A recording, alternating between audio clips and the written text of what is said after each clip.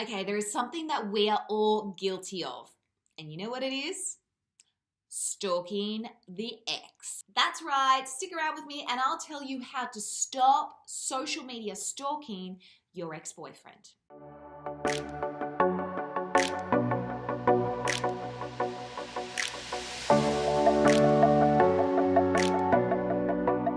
Hey guys, welcome back to my YouTube channel. I'm Renee Slansky. I'm a professional dating and relationship coach, and I'm here to help you build the love life that you desire and deserve. Now, I'm going to tell you a crazy statistic.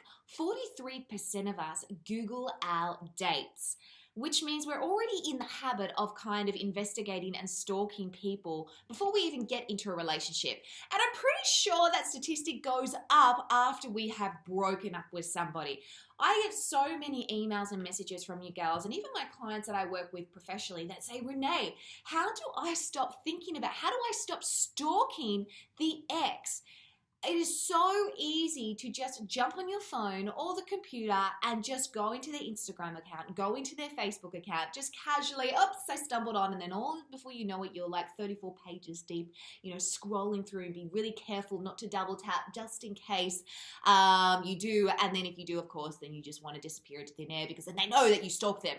Stalking is not healthy, okay? We know that. And why? Because it doesn't make us feel good. It basically brings up this anxiety because what we do, it's almost like we're delving back into this past and we're trying to pull it apart and get into those layers to kind of give us closure or to kind of give us those answers. Then, of course, we usually see things that we don't want to see, like pictures with him with new girls, or maybe a comment from a girl, or maybe he's like some other girl's photos, and it drives us insane if you pretty much want to send yourself crazy. And if you want to live in the past, then stalking is what you need to do to be able to do that. But we don't want to do that. We want to make sure that once a relationship is over, that you are moving forward. Yes, there's always kind of that period where you go through grieving, you go through that heartache and all those questions. But the last thing that you want to do is get stuck in that grieving season and not actually move forward. And that is what stalking is going to do. If you are constantly looking at your ex's profile, it's not going to help you move on. And it's probably why you guys send me lots of emails, because you're just like, how do I stop? So I'm going to give you 4 tips on how to stop stalking the ex on social media. The first one is this: discipline. Gosh, I don't think anyone likes the word discipline because we know it takes, willpower. And that's the thing that we seem to lack when it comes to not stalking the ex. The thing is, social media makes everything so accessible because we are constantly on our phones all the time. And so it's almost like we have this habit, and before you know it, we're on his page or we're looking at things that we shouldn't. And it's like this temptation is there in front of us. It does take discipline. It means that you're going to have to be consciously aware of what you're doing, and then you're going to have to make a choice. This is what discipline is. Discipline is essentially choosing what it is that you know that you should do to be able to get the result that you want. Now, we know that you want to heal. We know that you want to move on. We know that you want to stop being able to think about this guy because you want to be able to actually fall in love with somebody else later on down the track, and you don't want to keep reopening this wound every time you look at his social media account. So you're going to have to start being aware of what your actions are doing, and then you're going to actually have to make a choice not to do it. And that's hard. Can we just say that's like really hard? Now, the best way to actually make sure that you are being disciplined about something is have somebody who is going to keep you accountable, whether it's a girlfriend, whether it's a sister, whether it's a parent, whoever it is that you trust in your world.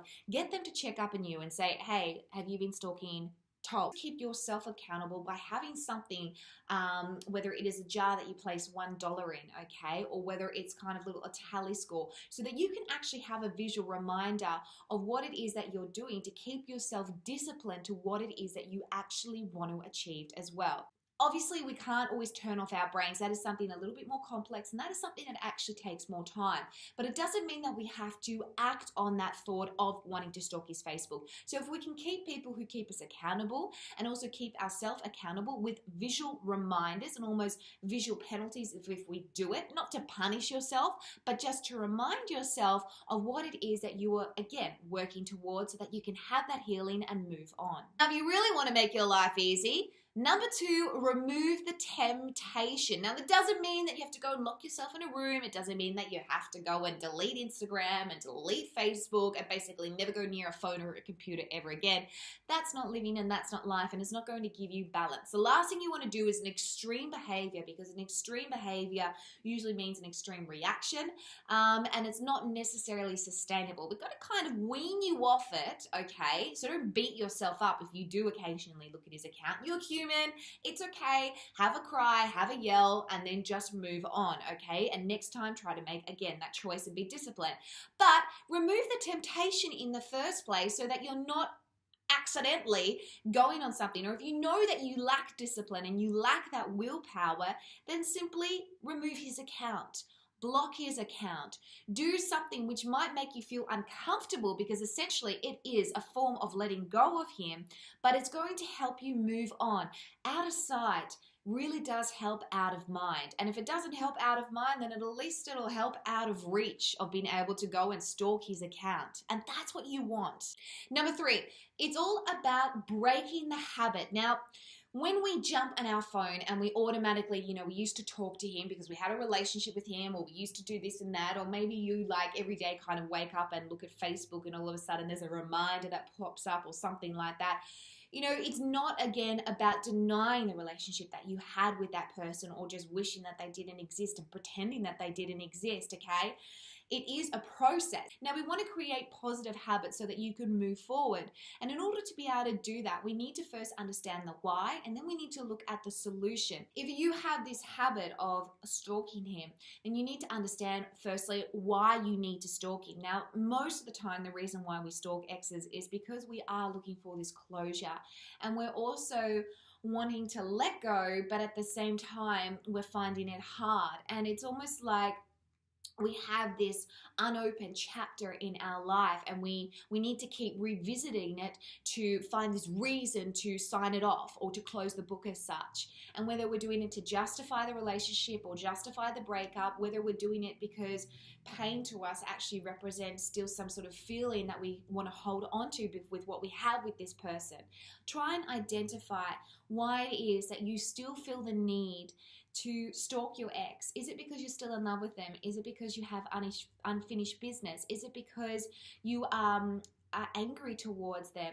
Now, it doesn't mean that you go and address the issue by addressing them as such. The best thing to be able to do with that is to be able to decide that you're going to let it go, whether it's writing a letter then burning it, whether it's getting some counseling, whether it is choosing to focus on other things in your life so that you're not constantly focused on him. Closure, remember, is something that isn't always instant. It's something that happens maybe even over a period of years. And sometimes it's a luxury altogether. Constantly revisiting someone's profile isn't going to help you move on. And that's why I'm trying to help you break this habit. Because if you can understand the why and the consequences behind that why, the fact that A, you're not going to move on, the fact that B, it's not going to help you heal, the fact that C, it might affect future relationships that are trying to enter into your life, then you're going to have more of a reason to break the habit. And then you just need to look at the solution. Now, the solution already is outlined in the first 2 points of this video: discipline and removing the temptation. And the fourth thing is this: shift your focus. Now, this is basically deciding that you're going to put that energy, which you would into stalking, into something else. Now, for example, if you pick up your phone and you're about to stalk and then you catch yourself, and you discipline yourself and you decide to make a choice, because maybe you pause for 2 seconds and you think, I shouldn't be doing this. I know I shouldn't be doing this. And then you have the discipline to stop, whether it's just, okay, I'm going to put my phone down and I'm going to walk away. Again, breaking the habit. Then decide to actually do something else to replace that action or to replace that habit as such. And make sure it's something positive, okay? Whether it is, I'm going to go and do a vision board. I'm going to go and work on my hobby. I'm going to go and do 20 minutes of exercise. You see, what we do is when we're trying to break a bad habit, or when we're trying to stop something that we know we shouldn't, we assume that we just stop and then we just sit there and we're just like, should I stop feeling something now? It doesn't really work like that. We need to kind of replace that habit with something positive, okay? So that we're trying to essentially change the brain waves and the connections within our mind to then every time we go and feel something, we actually do something positive instead of something negative, like picking up our phone and stalking him as such. It's not going to happen overnight. It's not Pantene. But it is something that if you put these things into practice on a daily basis, or every time that you do start to pick up that phone and stalk him, and you just start off small and do what you can and don't beat yourself up every time you do stalk his profile, I guarantee you, you will actually get the progress that you want. I understand how hard it is to move on from someone that you were deeply in love with, okay?